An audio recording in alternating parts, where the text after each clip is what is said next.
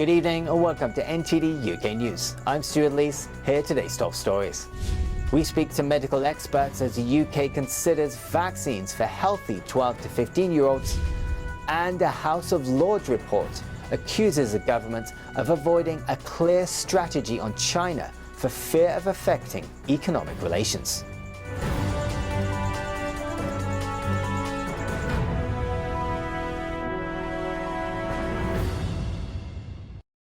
The fifth and final test match between the England and India cricket teams has been cancelled at the last minute after some of the visitors' backroom staff tested positive for COVID-19. The England and Wales Cricket Board says due to fears of a further increase in the number of COVID cases inside the camp, India are regrettably unable to field a team. The statement initially said that India had forfeited the match, but that was later retracted. India were 2-1 up in the series heading into the final match, but the test was thrown into doubt on Thursday after their physiotherapist tested positive. India's head coach had tested positive during the fourth test last week and has since been isolating with several other key coaching staff. Chief medical officers are set to announce a final decision on the COVID vaccine for healthy children aged 12 to 15 next week. The UK's vaccine advisory body hasn't recommended jabs for children in that age group as there are concerns over a rare risk of heart inflammation. Here's NTD's Jen Well with this report. Some media reports suggest the chief medical officers will recommend children over 12 be vaccinated, despite scientific advice. The UK's vaccine advisory body has not recommended healthy children aged 12 to 15 to take the vaccine, preferring what they call a precautionary approach. Here's what one of the members of the Joint Committee of Vaccines and Immunisations had to say about their decision last week. There are significant uncertainties around the safety of the two mRNA vaccines that are the two that are available at the moment for this age group. There is a rare cardiac complication which occurs. It's not common at all, and these children who and young people who experience it do seem to get better in the short term. But there are uncertainties about the long-term implications of that condition. And that makes the risk-benefit balance for these children really quite tight and much tighter than we would be comfortable to make the recommendation. The vaccine's ability to actually interrupt transmission of infection is really not as good as we had been hoping. And so it's certainly not going to be a silver bullet to make education move forward normally in terms of transmission of infection in schools. However, it's been reported in the Times that Chris Whitty may approve the vaccination in those aged 12 and older. In addition, Vaccines Minister Nadhim Zahawi said parental consent will be sought if the vaccine plan goes ahead. But he then said in a separate interview the parents' decision could be overridden by their child if they are seen as competent. Well, I think the main problem is the peer pressure of doing the vaccination in school. So for any informed consent, A, you have to give all the information, and I don't think we are going to see children given all the information. And B, it has to be freely given with no coercion or inducement, and that is under international law. So when you have advertising campaigns by celebrities, and when you have vaccine passports for nightclubs, that is coercion and inducement. And if you put the vaccines into schools, then you will have peer pressure. You will have children there turning around saying, oh, are you an anti-vaxxer? Or, oh, don't you care about your granny? We've had this with masks. We've had children who had mask exemptions being made to feel extremely uncomfortable in some schools with being bullied and picked on by staff as well as by children for why they didn't care about people. And we've somehow made this vaccine into the same thing, that it's somehow to protect other people. It's not. The vaccine is for your protection, you the recipient. And because it doesn't really prevent transmission, it's quite dishonest to tell children that they're doing this for society or they're doing it for their family. They should be doing it for themselves if they are at risk. And that's why children with high risk conditions are able to get vaccination, but why it's not appropriate for healthy children for whom the vaccine would present more risk than getting COVID. But some researchers have pointed to scientific modelling, saying that vaccinating over 12s play a vital role in ending the pandemic. And some parents are keen to have their children vaccinated. Children are at very low risk from the CCP virus. The latest analysis says 2 children in 1 million are admitted to intensive care. Jane Werrell, NTD News, London. A report by the House of Lords says the government adopts a policy of deliberate ambiguity to avoid making difficult decisions when it comes to China. It urges the government to put human rights before economic relations. NTD's Joanne Robson brings us the details.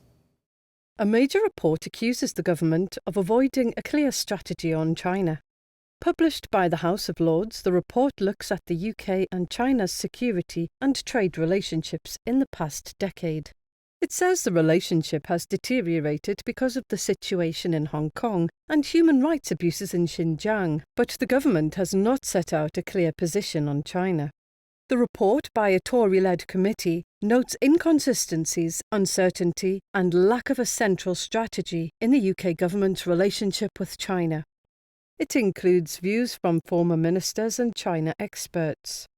The report points to the need to show greater clarity and international leadership to ensure the balance does not tilt toward preserving economic relations at the cost of human rights. The Foreign Affairs Committee called for the government to publish a strategy on China by the end of last year, but the government did not do so. The report accuses the government of a policy of deliberate ambiguity to avoid making difficult decisions, and calls for a clear and consistent written strategy on China. Joanne Robson, NTD News. To China now, where on Wednesday the Chinese regime took new steps to clamp down on private education, banning tutors from giving classes in unregistered venues or online. It affects education providers who send English teachers to China. NTD's Patrick Hayden has more. China on Wednesday banned private tutors from giving classes online or in unregistered venues. That includes residential buildings, hotels and coffee shops. Earlier this year, authorities banned for-profit tutoring in school subjects. They say it's to ease the pressure on children and families. A lot of the weekend and after-school classes, online and offline, have been stopped. The double reduction policy that China is doing is basically aimed at reducing the amount of time and money need to be spent on education. But parents and tutors have been trying to get around the rules. Some agencies were reportedly advertising live-in tutors who could make more than £3,200 a month. But their parents will still have, that aim for their child to do the best that they can. And I think you'll find that there will be a lot of black market one-to-one tutoring going on, and which will require probably a lot of teachers to teach under the table. Under the new rules, Beijing says local authorities should set fees for registered teaching. In 2020 alone, as much as £7 billion of venture capital poured into China's tutoring sector. In July, the CCP abruptly ordered private tutoring providers to turn into non-profit organizations. The previous boom in the education sector stood to dilute China's state education system, and its ideological molding, where Xi Jinping marks his thought, is core to the teaching of China's youth. The restrictions on education have coincided with the regime's effort to boost birth rates. That's as the country faces numerous demographic problems stemming from its one-child policy that started in 1980 and has only recently been relaxed. The crackdown has sent shares in education companies tumbling. Patrick Hayden, NTD News. The documentary The Lost Leonardo in select UK art house cinemas from Tuesday charts the incredible story of the most expensive painting ever sold at auction. It includes the disputed claim of whether it really is the work of Leonardo da Vinci. NTD's Neil Woodrow meets the film's director. This is the most improbable story that has ever happened in the art market. It's not even a good painting. The Lost Leonardo is the inside story behind the Salvator Mundi, or Saviour of the World, the most expensive painting ever sold. The painting, discovered in a poor state, was bought for £900 in a New Orleans auction house in 2005. As a world-renowned art restorer works on the painting, she discovers brushstrokes she believes to be by the great master Leonardo da Vinci. The wheels are set in motion and the painting sells for over £320 million. As its price soars, so do questions about its authenticity. I spoke with the film's director, Andreas Kofod, who spent 3 years on the project. Did the finished film reflect well your initial motivations for making the film? Yeah, I think so. It's been quite a journey to make it. It has taken 3 years, and we have interviewed, I think, around 35 people. We have been on maybe 20 trips to different places. So it's been like a huge nut to crack. And Kofod said there are a lot of important themes in the story. Themes around the truth and the whole art market, and also about the human psyche, about our inner longings, and the way we look at art and let our souls be reflected in the art and so on. So I think it had so many layers, and I hope that the film still has all those layers. I think it has. Andreas says it's extraordinary how the painting was discovered and, despite the lack of provenance, sells 12 years later for a record-breaking sum. And then on the top of that is the whole authenticity question. Is it a real Leonardo or not? And how do you actually determine that? And it turned out that there are basically two different groups of Leonardo scholars. One that thinks that it is a Leonardo, and the other one that is very skeptical. The film is released in the UK Friday. Neil Woodrow, NTD News.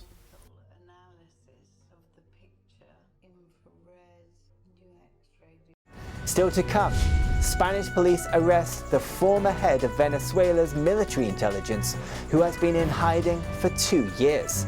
The US wants him extradited for drug trafficking offences. That and more after the break.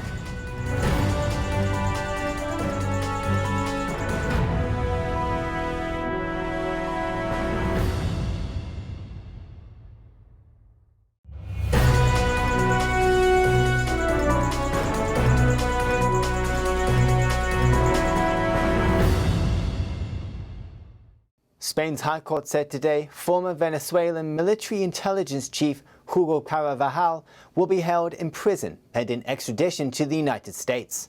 Spanish police arrested him on Thursday in the outskirts of Madrid. Authorities released footage of the arrest. He'd been in hiding since the High Court approved his extradition to the United States almost 2 years ago. Police say Carvajal had been switching his hiding place every 3 months and living a life of total isolation, not going outside or even looking out the window. US officials have long sought Carvajal because they believe if he is willing to cooperate, that he could provide a treasure trove of information on the alleged drug activities of Venezuelan regime leader Nicolas Maduro. The EU drugs regulator said it was awaiting more data on Russia's Sputnik V and China's Sinovac vaccines. The data is needed before it can progress on its rolling reviews of the 2 shots. NTD's Joanne Robson has more on this. The European Medicines Agency, EMA, are due to assess the risks and benefits of Russia's Sputnik V, as well as China's Sinovac vaccines. Head of Vaccine Strategy at the EMA, Marco Cavalieri, said on Thursday that discussions with manufacturers have been constructive, but more data is needed before completing the reviews. And we will be assessing all this clinical data in the coming weeks, so it's imminent, the submission of all this clinical data, and we will see what kind of conclusion we can draw then on this data. Cavalieri said the EMA would likely reach a conclusion by the end of the year. He also commented on the possible need for booster shots. While it is still uncertain when booster doses might be administered and if timing should vary across different populations, EMA has already started evaluating an application for use of a booster dose for Comirnaty, the vaccine developed by Pfizer-BioNTech. He said other manufacturers would soon submit application on booster shots as well. Last week, the European Centre for Disease Prevention and Control said there was no urgent need for booster doses of COVID-19 vaccines for those fully vaccinated. The EMA head said research was ongoing into the use of such vaccines for young children, starting from the ages of 5 to 11, and that this data was expected to start arriving in the autumn. Joanne Robson, NTD News. In Cyprus, Varosha was one of the finest resorts on the island. After Turkish troops invaded, it sat empty for nearly 50 years. Now its property owners are worried they might lose their homes forever. NTD's Kostas Menes brings us this report. With its white sand beaches and luxury hotels, Varosha was the jewel in the crown of Cyprus's tourism industry. That all changed in 1974. Turkish troops invaded and split the island along ethnic lines. 180,000 Greek Cypriots fled their homes in the island's north, including 15,000 residents of Varosha. 53-year-old cardiologist Savas Konstantinidis is one of them. There's tremendous anger about what has happened here. Turkey has committed a huge crime. Varosha has been empty and under military control for almost 50 years. The town opened to visitors last year. Many see this as a ploy by Turkish Cypriot authorities to claim ownership. Like the curious sightseers, Varosha's former residents can only see their empty houses, derelict schools, and looted stores from behind rope barriers. I consider it our duty to reclaim our property. We're not giving it away. In 1984 and 1992, the UN issued resolutions calling for Varosha to be returned to its residents. Simos Ioannou is mayor of Famagusta, the province in which Varosha sits. The fenced-off area could have been opened according to United Nations Resolutions 550 and 789, to be handed over to the United Nations and to become a place of cohabitation. In July, Turkish Cypriot leader Ersin Tatar called on Greek Cypriots to reclaim their property and live under Turkish Cypriot administration. Ioannou says it's like laying a mine underneath the foundation of peace talks. It was an invention by the Turkish government, along with the regime here, and I believe it was done to plant a tombstone on the Cyprus issue in order to compel us to live under Turkish Cypriot administration and to foment division among the Greek Cypriot residents of Varosha. A Turkish Cypriot leader also believes it's a ploy. He says Turkish Cypriots who lost property in the south empathize with Greek Cypriot residents of Varosha. Turkey's new policy is clearly aiming to make Varosha part of its regime, Turkey's regime, illegal regime in the north of the island. As for Konstantinidis, he remembers the strolls his family would take to the famed Edelweiss pastry shop. I hope that a way can be found where we can return as owners and not as renters or tourists, but for certain, I'll fight for my rights. I owe it to my parents who toiled to build this. I owe it to my daughter. She is my future. Kostas Menes, NTD News. Russian energy giant Gazprom said today it had finished construction of the Nord Stream 2 gas pipeline to Germany. The pipeline will double Russia's gas exporting capacity to Europe via the Baltic Sea, and it will allow Moscow to circumvent its political foe Ukraine as a major route for its lucrative gas exports. Gazprom started the construction of the 750-long pipeline from Russia to Germany 5 years ago. The progress of the project was halted in 2019 when the US Congress and then US President Trump imposed sanctions against it. The project has drawn criticism from the US and Ukraine, among others, over concerns Russia might use the pipeline as a geopolitical weapon. Russia said on Thursday pumping gas via Nord Stream 2 would not start until the German regulator gives the green light. The leaders of Russia and Belarus on Thursday agreed to set up a unified oil and gas market and to deepen economic integration. It's the latest show of support by Putin for Lukashenko, who faces Western sanctions. On the same day, the allies launched joint military exercises. NTD's Eddie Aiken tells us more. The presidents of Russia and Belarus said on Thursday they have made significant progress in integrating their countries' economies. This includes forming common energy and financial markets.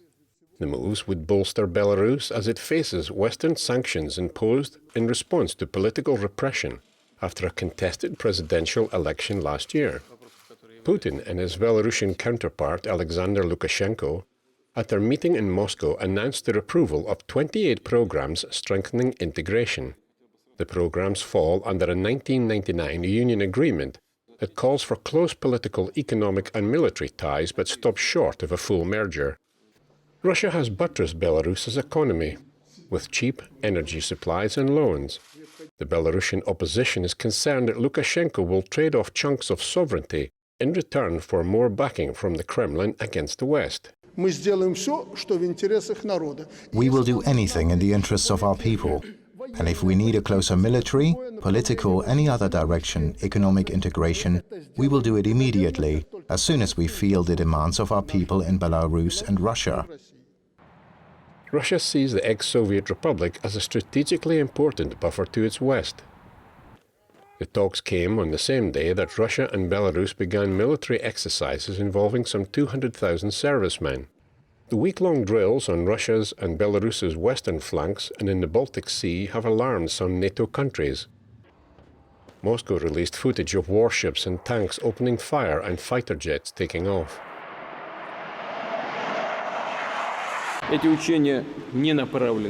These drills are not targeted at anyone, but they are logical in conditions when other alliances, such as NATO, are actively increasing their military presence.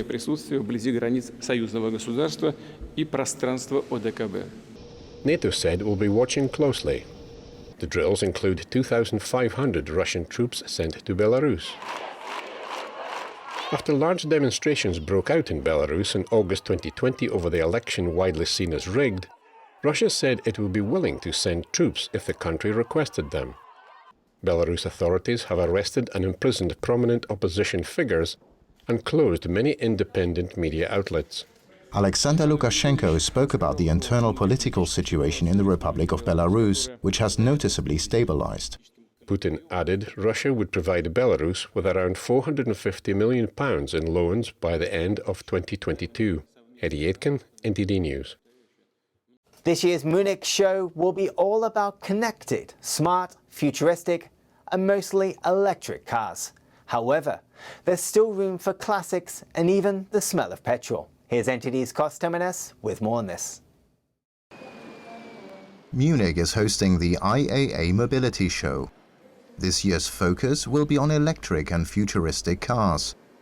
But there's still something for car lovers who long for the days of exhaust fumes, petrol, oil and wooden steering wheels. German company Motor World has dedicated a whole hall to the old days of car manufacturing. Let's just say this. The parts of a car that are plastic in a new car have increased dramatically. Back in those days, there wasn't really any plastic available. So there used to be a real craftsmanship. These days, cars are mass-produced. But what cars from this year's show will be considered classics in 50 years? Today you speak about neoclassics. That means that they are modern cars, but because of their design and because they are limited, there might just be 50 or 100 made. It means that they will be the classics of the future. Almost all the cars at the Motor World showroom are petrol or diesel cars. But at the main show floor at IAA, the cars will be mostly electric. Now we have special cars with electric engines, or hybrid, or hydrogen. We don't have an opinion on the technology of the engines. We must accept what the customers want. We're not the ones that push for something, instead we let the customers lead. The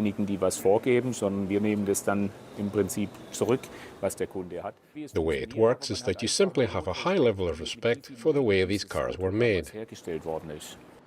The show was previously held every 2 years in Frankfurt, but has found a new home in the Bavarian capital. It runs to September the 12th. Cost Terminus, NTD News. That's the news for today, and thanks for tuning in. I'm Stuart Lees.